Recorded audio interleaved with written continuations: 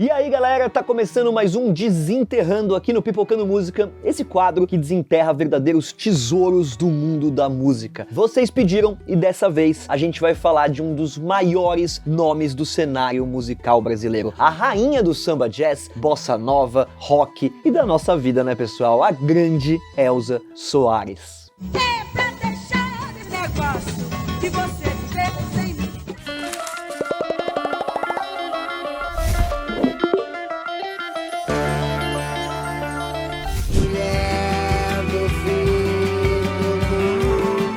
A Elza se consagrou como rainha da música brasileira com uma carreira aí cheia de hinos nacionais, mas não sem antes passar por muito perrengue. Para começar, a Elza nasceu na comunidade de Moça Bonita, hoje conhecida aí como Vila Vintém, que fica lá no Rio de Janeiro. E a carioca já começou tendo que dividir os brinquedos, pessoal, vivendo com 10 irmãos na mesma casa, mas por sorte ela era rueira, né? Uma pessoa que gosta de ficar na rua e curtia mesmo soltar umas pipas. Ainda criança, a Elza se mudou para Água Santa, onde cresceu e aprendeu a lidar com muito BO na vida, desde cedo. E ele só dizia, você vai apanhar muito. E eu dizia, mas então você peça meu pai para não me bater que eu não vou fazer mais arte. Isso porque nessa época ela precisou começar a ajudar a mãe com os serviços de casa e vivia carregando balde de água na cabeça, imagina? Inclusive a garota era tão dedicada que ela acordava 1 hora mais cedo para ajudar a mãe e em seguida ela corria para a escola que ficava no outro bairro.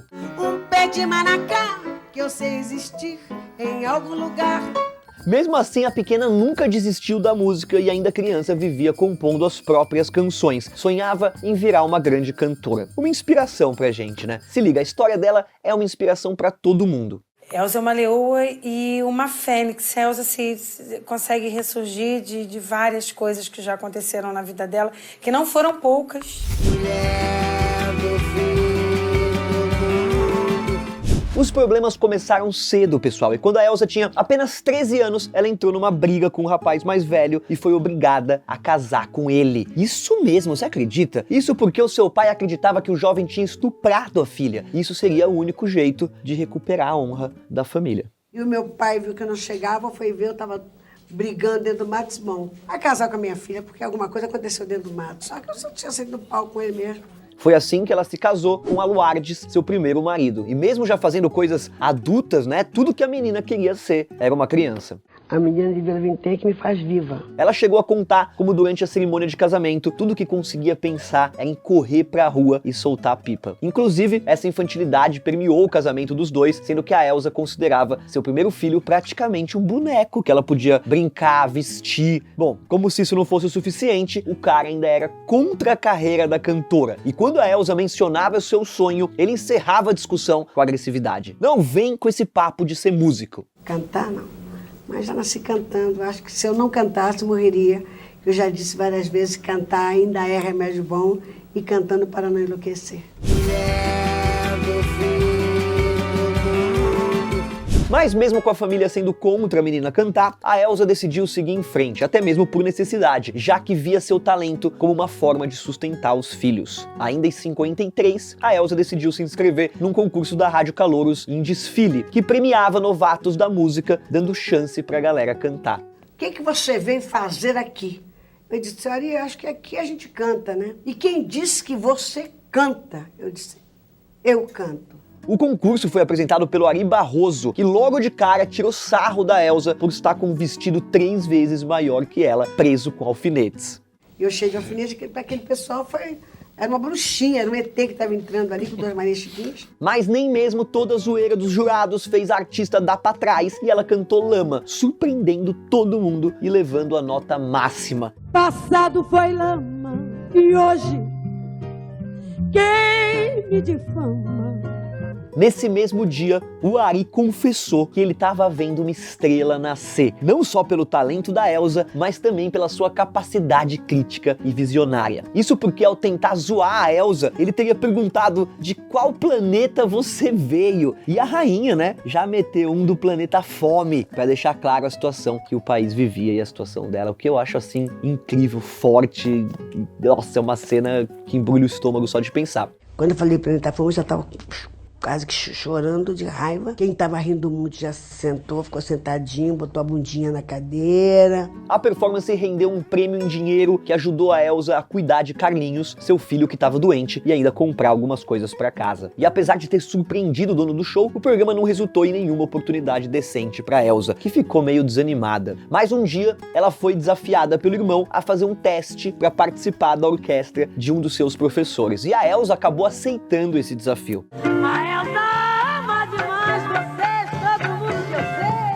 Com aquele talento raro, é óbvio que ela passou e começou a cantar em festas e eventos com várias pessoas, mas não sem precisar enfrentar uma onda de preconceitos. Como muitos lugares não permitiam uma cantora negra nos palcos, a Elza precisava ficar de fora, perdendo a oportunidade de mostrar aquele vozeirão. O pessoal assiste os filmes americanos e acha que era só nos Estados Unidos que tinha essa segregação absurda. Não, isso aqui é no Brasil. E se orgulhar de ser negro, como eu me orgulho de ser negra. Mas, ousada do jeito que ela era, a cantora decidiu driblar o preconceito e um dia subiu no palco no meio da apresentação, surpreendendo o público que adorou aquela voz. Desde então, a Elza ficou como cantora fixa na orquestra e se apresentava direto com o grupo, tendo conquistado assim alguns admiradores. Cantando na boca do povo.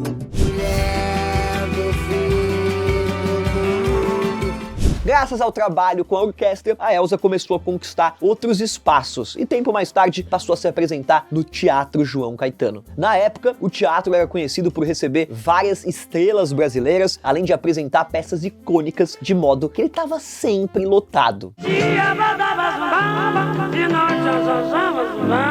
Mais diferente do que imaginava, a Elza não começou no teatro puramente como cantora, mas sim como atriz musical. Inclusive, teve de enfrentar os palcos vestida só de biquíni e mini saia. Mesmo assim, isso foi suficiente para chamar a atenção do Grande Otelo, um artista icônico da nossa cultura, que foi considerado pela própria Elza um mentor da sua carreira. E por causa dele eu fiz direito, fiz até o último período do direito, parei. Inclusive, galera, foi com esse grande nome dos palcos que a Elza aprendeu a ganhar confiança ao se apresentar. Aprendeu como entrar em cena e até se portar na frente do público. Vai, minha tristeza. E essa carreira ainda renderia muitos convites para Elza, que graças à sua presença nos palcos foi convidada para fazer outra apresentação, mas um pouquinho mais longe. Vou fazer samba pra você.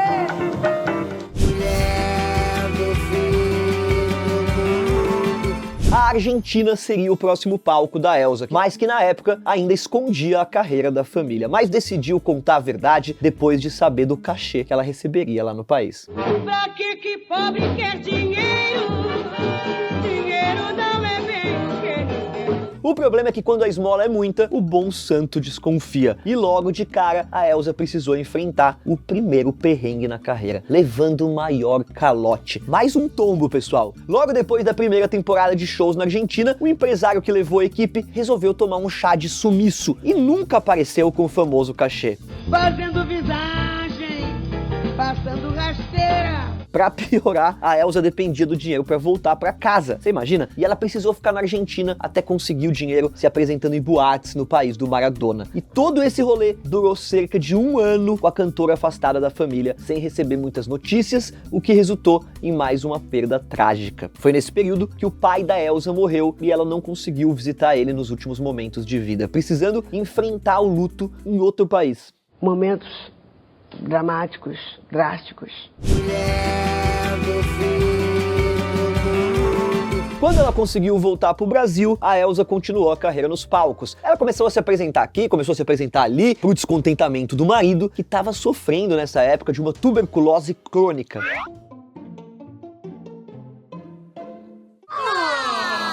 A relação deles nunca foi boa, né? Eles se aturavam a maior parte do tempo. Mas após a viagem para Argentina e a internação do Alaordes, eles já quase não se viam mais. Mas um dia, o cara apareceu com um semblante fraco, mal se aguentando em pé, mas com uma arma na mão. Incapaz de suportar a carreira musical da esposa... Gente, eu preciso gravar. Tá brincando? Não. Bom, o cara apareceu com uma arma na mão. Ele não foi capaz de suportar a carreira musical da esposa e disparou contra ela. Mano, você acredita? Dá um tiro em mim, né? Já que o tiro saiu pela culatra, né? Se fosse diferente, o mundo hoje não conheceria a Elza Soares, mas por sorte, um único tiro pegou nela de raspão. Ele pegou no ombro, pegou no braço. Na hora que foi dar outro, não saiu. A coitada, por medo, não prestou queixa, mas esse foi o basta. A partir daquele dia, os dois não se viram mais, até a morte do Alaordes, que não resistiu à tuberculose. Bom, e você tá achando a vida dela sofrida? Então se liga. A Elza, ainda jovem, já era viúva, mãe de 6 filhos, sendo que 2 deles tinham morrido de pneumonia e desnutrição. Vocês acreditam? Todos esses acontecimentos marcaram a vida e a identidade artística dela. Você vê que eu vivi muito. Pois é, pessoal, e como ela veio a cantar na música Na Pele, ao lado da Pitty, se essas são marcas externas, imagine as de dentro. Se essas são marcas externas, imagine as de dentro. E as letras dela eram tão potentes justamente porque ela tinha passado muita coisa na vida e tinha uma bagagem aí de sofrimento muito grande. Mas então as apresentações continuaram e o sustento da família foi assim, até ela finalmente começar a divulgar os seus trabalhos na rádio. As coisas não andam tão bem pro teu lado.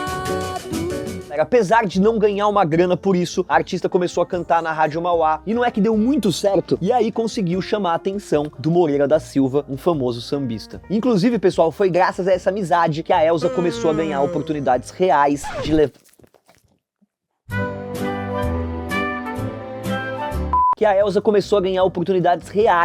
seu talento pro mundo, sendo convidada pelo Moreira pra cantar na Rádio Tupi. E apesar de já ter provado o seu talento, a Elza sofreu pra caramba pra cantar livremente na rádio, tendo inclusive sofrido um caso pesado de racismo durante uma apresentação.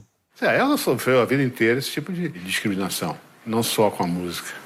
Antes dela cantar, algum babaca jogou uma lâmina de barbear dentro do vestido dela, resultando num corte feio que a cantora só percebeu quando foi alertada sobre o sangue. Olha isso, galera. Não deixei que me atingisse, moralmente nem fisicamente. Segundo a Elza, essa foi a primeira vez que ela entendeu como funcionava o racismo no mercado musical, tendo sido um dos piores casos que ela enfrentou. Você é um ser humano, você é normal, você é maravilhosa. Eu me sinto assim, eu me sinto maravilhosa, não vejo a cor da minha pele. E a partir da Rádio Tupi, a Elza passou a cantar também no Texas Bar, onde ela conheceu muita gente legal.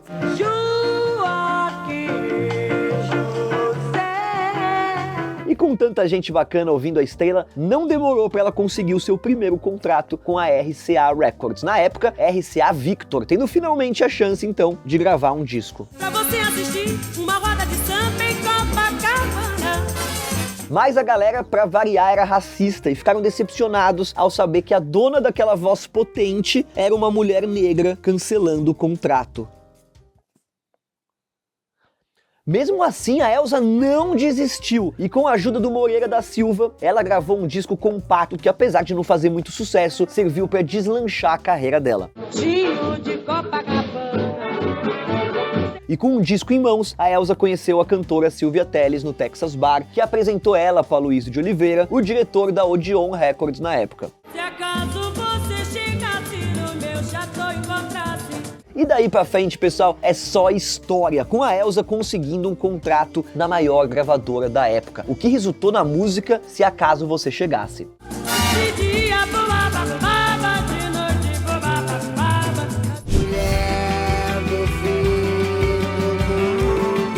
Com um contrato decente na mão e uma chance de gravar uma música como se deve, a canção fez o maior sucesso e colocou o nome da Elza Soares na boca do povo. Se acaso você chegasse no meu chateau e encontrasse. E com aquela voz rouca e ao mesmo tempo suave, típica da Elza, ela também cantava sobre assuntos importantes como romance, preconceito racial, feminismo, entre outras coisas. Ou seja, a Elza nunca foi simplesmente uma cantora, mas sim uma artista completa, com consciência social, que nunca se calou em meio aos conflitos do país. Se acabar com a cultura desse país, o que falta pra gente? Já não temos nenhuma cultura. Se acabar com o restinho que temos, acabou o Brasil. Já nessa época, a Elza foi muito comparada ao Louis Armstrong por fazer o famoso sketch nas suas músicas, mas ela jurou que nunca tinha ouvido o cara até então.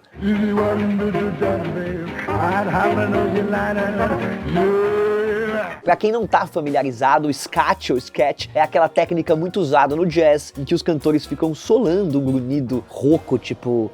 Olha o que ela faz.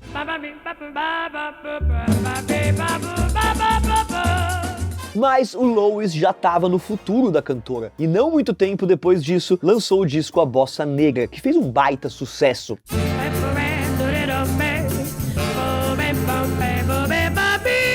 Graças a isso, o artista ganhou a oportunidade de fazer uma turnê no Chile em 62, onde inclusive estava rolando a Copa do Mundo. Espetacular folha seca de Garrincha! E se a Elza não conhecia a técnica do Louis, ela passou a conhecer naquele ano, já que o astro ficou encantado e apesar da comunicação difícil, né, e a vergonha da Elza, deu tudo certo. E dizer, yes! E eu olhava, que coisa é essa? Não entendia nada de inglês, né?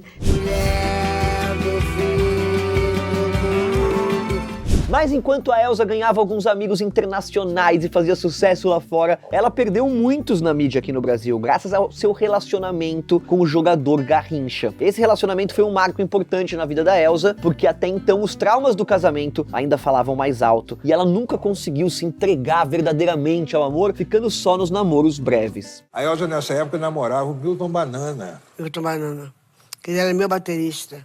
Mas chegou o Mané, né? As marcas, apesar disso, se renderam ao charme do Mané, como ela sempre chamou carinhosamente o herói da seleção, e de certa forma vamos dizer que eles eram aí duas pessoas parecidas, já que eles carregavam uma profunda tristeza na vida, também por jamais terem vivido um amor de verdade.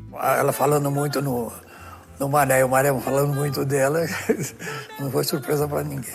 Mas então, por que esse amor seria tão proibido? Se liga, galera, acontece que o jogador ele era casado quando ele conheceu a Elza, tendo inclusive um caso com ela antes de pedir o divórcio pra ex-mulher. E mesmo tentando esconder isso da imprensa, a galera ficou furiosa quando descobriu, a ponto dela ter que ficar se mudando pra fugir dos caras, do assédio. Olha que absurdo. Eu só encarei essa situação porque o Mané não era um homem praticamente casado, era um homem casado que vivia separado. Aliás, de uma dessas mudanças, a Elza chegou a perder um bebê ao se assustar com um barulho de tiro enquanto eles estavam numa fazenda emprestada por um amigo. Ela nem sabia que estava grávida. Mesmo assim, ela nunca desistiu da sua carreira ou da sua vida e aceitava os trabalhos que surgiam, tendo se apresentado aí na TV e até participado de um filme do Mazzaropi. Grande Mazzaropi. Ela devia não ser pobre também.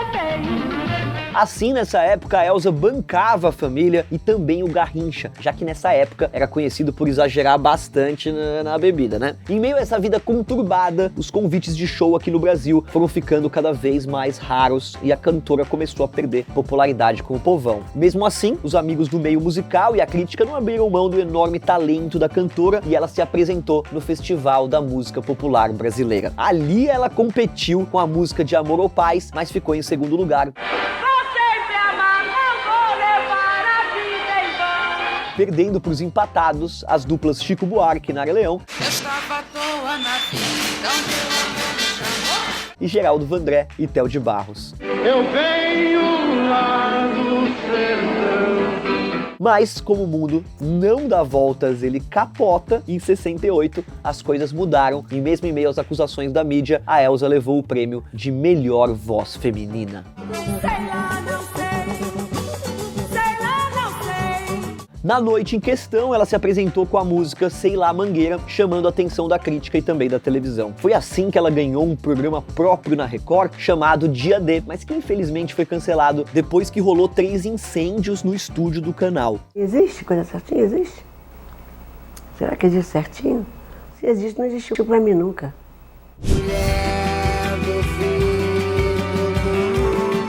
Em 68, a Elza foi convidada para uma turnê em Nova York e chegou a cogitar trocar o Brasil pelos Estados Unidos ou pelo México por causa das tretas na vida pessoal. Com o sucesso da turnê, a artista considerou se mudar definitivamente para as terras gringas, mas foi impedida pela Odeon, com quem ainda tinha contrato para mais discos. E vida sofrida, né? Por quê?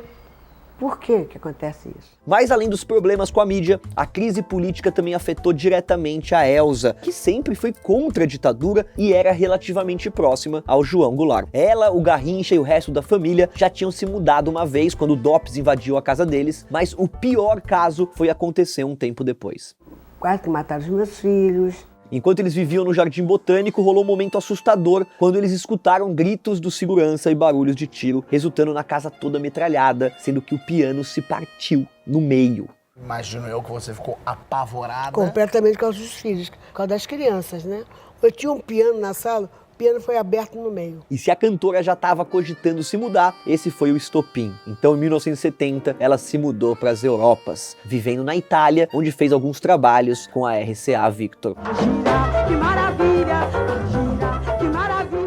foi graças a esse contrato que a Elza teve a chance de substituir, olha isso, a grandíssima Ella Fitzgerald se apresentando em um show local. Nem tudo aconteceu às mil maravilhas, né? Afinal, o vício do Garrincha se mostrava cada vez maior, desperdiçando trabalhos que a Elza se esforçou para arranjar ao marido. No ano seguinte, a rainha recebeu um convite para voltar ao Brasil em um show, onde ela descobriu que todo o seu repertório tinha sido cedido pela Odeon para Clara Nunes. Mas, ousada do jeito que ela era, a Elza decidiu se juntar com o Roberto Ribeiro e lançar um novo disco, que desagradou a gravadora por ele ser um mestre do samba. Cantei muito samba, eu já fui batuqueiro.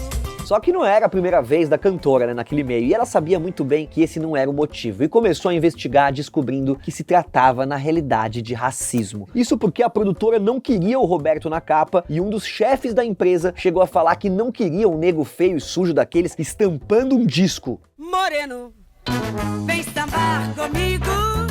Mas como a Elza já tinha nome na época e sabia muito bem do seu potencial, ela resolveu bater o pé no chão e ameaçou deixar a gravadora caso eles não mudassem de ideia. Hoje estavam presos, né? Passa pra tampa do baú. Chegou a hora dessa gente bronzeada mostrar seu valor.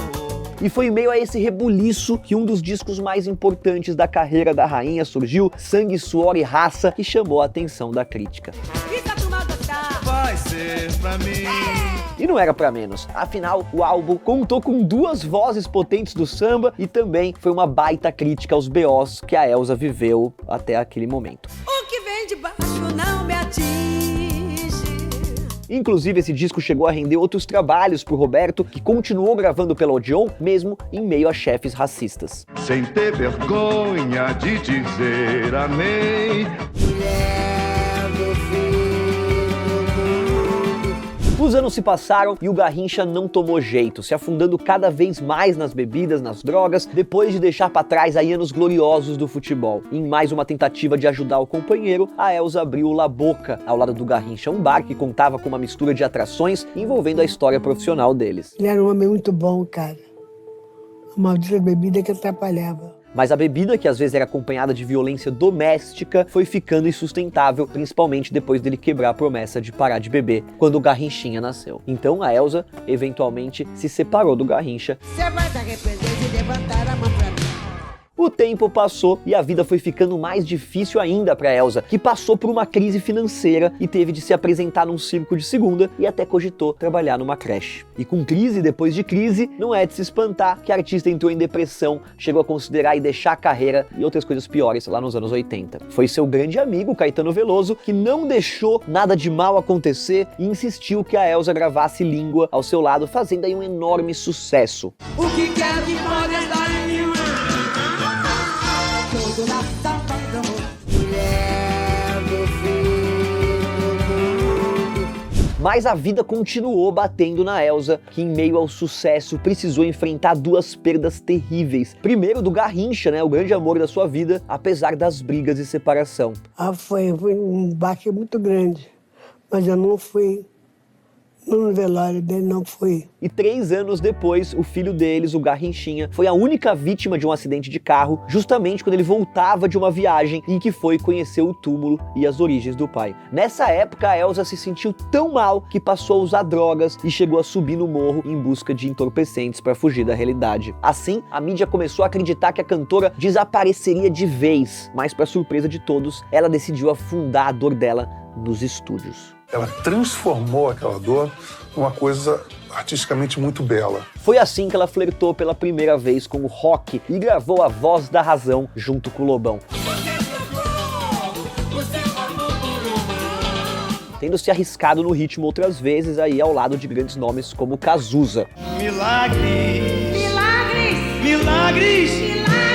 Depois, no final da década de 80, a Elza finalmente decidiu arriscar a vida nos Estados Unidos e até tentou se juntar a um gringo para conseguir o famoso Green Card. Se sentindo perdida, até em um culto ela chegou a fazer parte por lá, mas não demorou para a artista perceber a loucura daquilo tudo. E como se isso não fosse o suficiente, ela ainda foi explorada por alguns agentes que deram chapéu na coitada e ainda acusaram ela de roubo, dificultando a vida da cantora lá fora. Tem que olhar no espelho e ver que você não é nada disso, você merece ser você. Forte. Sendo assim, já não tinha mais clima para continuar nos Estados Unidos, então chegou a hora de juntar as malas outra vez e voltar ao Brasil, por onde ainda levaria uma década tentando se encontrar. O poço é fundo, Mas você vai mergulhar, mas você vai sair. No finalzinho dos anos 90, a Elza lançou Trajetória, depois de 10 anos sem um disco novo, com grandes nomes da música brasileira como Zeca Pagodinho. Se a manda saia por causa da palha, matou Curió. E apesar de ter gostado desse trabalho, ainda não era a Elza ali. Como ela mesmo disse, principalmente por ser uma mistura de coisas que ela tinha feito, sem representar muito bem o momento da artista. Continuar a trajetória. Ainda em 99, ela foi reconhecida pelo seu talento impecável e premiada como melhor cantora do milênio pela BBC de Londres, tendo inclusive participado do evento. Recebi a notícia, pensei que fosse uma brincadeira, até que confirmassem que eu tinha recebido o prêmio pela BBC de Londres. Fiquei muito emocionada. No mesmo ano, ela participou do Since Samba Has Been Samba e cantou num concerto ao lado de artistas como a Gal Costa, Caetano, Chico, Gilberto Gil e outros nomes brasileiros aí grandes. Detalhe, isso aconteceu 2 meses depois dela sofrer um grave acidente de palco, surpreendendo a todos que estavam no show. Ninguém tem nada de bom sem sofrer, formosa mulher. Já em 2002, ela foi indicada ao Grammy pelo álbum Do Cox Até o Pescoço, um de seus álbuns mais diferenciados, que marcava a continuação de grandes parcerias.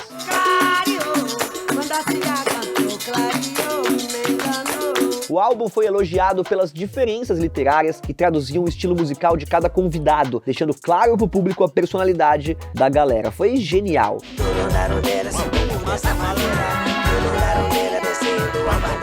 Além disso, galera, a Elza ainda resolveu arriscar e reinventar sua carreira, combinando alguns novos estilos, o que deixou ela satisfeita depois dos últimos discos. Agora sim, galera, agora ela era a Elza. A carne mais barata no mercado é a carne negra. E nos anos seguintes, a cantora lançou alguns álbuns, como Vivo Feliz, Lata d'água na cabeça. e se apresentou nos Jogos Pan-Americanos do Rio de Janeiro. Inclusive, essa apresentação foi mais um dos vários momentos de resiliência da artista, né, da Elza, porque ela tinha acabado de passar por uma cirurgia e se apresentou toda enfaixada, sentindo dor. E o sol da liberdade em raios fugidos. Em 2010, gravou Brasil pro disco em homenagem ao Cazuza, onde fez parceria com Marcelo D2 e fez o maior sucesso. Ainda nessa década, a Elza resolveu se aventurar no carnaval, puxando o enredo das escolas de samba como a Mocidade e até conduziu um trio elétrico em Salvador. Lá vem a bateria da Mocidade Independente. Não existe mais quente. E para provar que sua carreira estava longe do fim, em 2015 a Elza lançou um dos discos mais famosos da sua carreira, o incrível A Mulher do Fim do Mundo, o meu favorito. Deixo a minha dor na avenida, deixei lá.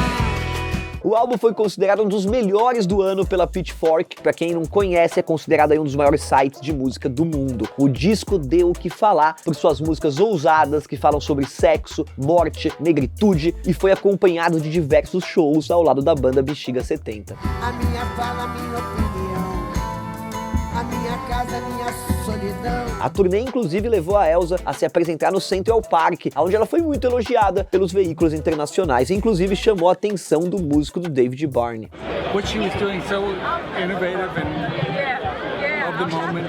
Mas como essa artista sempre viveu de glórias e de tragédias, ainda em 2015 a Elza perdeu mais um filho, Gilson, que na época tinha 59 anos. Ela até comentou como essas mortes foram a única coisa que ela não conseguiu superar na vida. Mas como a música sempre fez parte da sua essência, em 2017 ela voltou com tudo e lançou o disco Deus é Mulher. E logo no ano seguinte veio com Planeta Fome, referenciando décadas depois aquele dia que marcou o nascimento da estrela. Você merece, você merece. Planeta Fome, inclusive, foi considerado um dos maiores álbuns do ano e provou que a Elza estava apenas no ápice depois de mais de 50 anos de carreira. Tudo vai bem, tudo legal. Ser mulher do fim do mundo. E com uma carreira dessas, o público sempre teve curiosidade sobre a vida da cantora, que teve alguns documentários como Elza Infinita e Elza e Mané. Mas o mais famoso é, sem dúvidas, o My Name Is Now, Elza Soares, lançado em 2018 e fez um baita sucesso por festivais mundo afora, sendo aí um destaque no Festival do Rio. My name is Now. Além do documentário, a cantora teve uma biografia escrita pelo jornalista Zeca Camargo, chamada simplesmente de Elza. E em 2020, para encerrar de vez com os títulos, a Elza foi considerada imortal pela Academia Brasileira de Cultura, um dos títulos mais importantes da associação.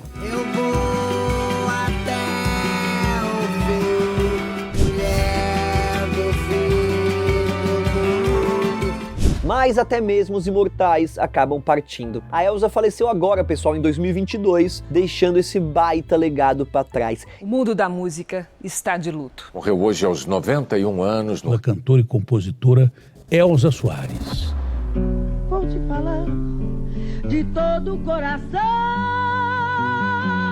E mesmo com uma vida aí cheia de altos e baixos, ela descansou em paz na sua casa. Pra que o nosso fracasso se transforme em sucesso. E é claro que foi lembrada por diversos artistas que lamentaram a morte da cantora nas redes sociais, mas fizeram questão de comemorar a sua vida. Nomes como de Zeca Pagodinho, Criolo, Emicida, Paulinho da Viola e muitos outros postaram sobre a cantora e a mocidade chegou a decretar a luta oficial. Até o Lula lamentou a morte da artista, dizendo que ela não era só uma excelente cantora, mas também uma democrata que se importava com o país. Nada me faz ficar feliz se eu ver esse país mudar, esse país pra frente, esse país feliz. E olha como são as ironias da vida. A Elza morreu no mesmo dia que o Garrincha, que apesar da separação, sempre foi o grande amor da sua vida. Garrincha foi o amor da sua vida? Foi. O maior amor da sua vida? Foi, o maior amor da minha vida. Também vale lembrar que ela conseguiu realizar o desejo pedido na música Mulher do Fim do Mundo, quando ela disse que gostaria de cantar até o fim. Eu vou cantar até o fim. Isso porque 2 dias antes ela estava gravando um DVD no Teatro Municipal de São Paulo, sendo um dos últimos registros da cantora. Dar a volta por cima que eu nem quero ver quem dá. Hoje, ainda vivemos no planeta fome, né, pessoal? No planeta da desigualdade racial, no planeta da desigualdade social, mas essa grande artista se mostrou aí como um exemplo de resistência e luta a ser seguido, que inspira a gente, né? E que a voz de Elza, pessoal, continue ecoando pelas gerações que vierem. Valeu, Elza. Obrigado. Eu vou cantar até o fim. Viva Dona Elza Soares. Bom, pessoal, espero que vocês tenham gostado. Comente aqui, dá o joinha, se inscreve no canal que ajuda muito e conheça, né, o trabalho da Elza. Tem bastante coisa aqui no YouTube e é muito legal ouvir essa voz e o trabalho dela. Com certeza vai ficar guardado pra sempre, não só na nossa memória, como aqui na internet. Tia, solta o controle e vem pro YouTube.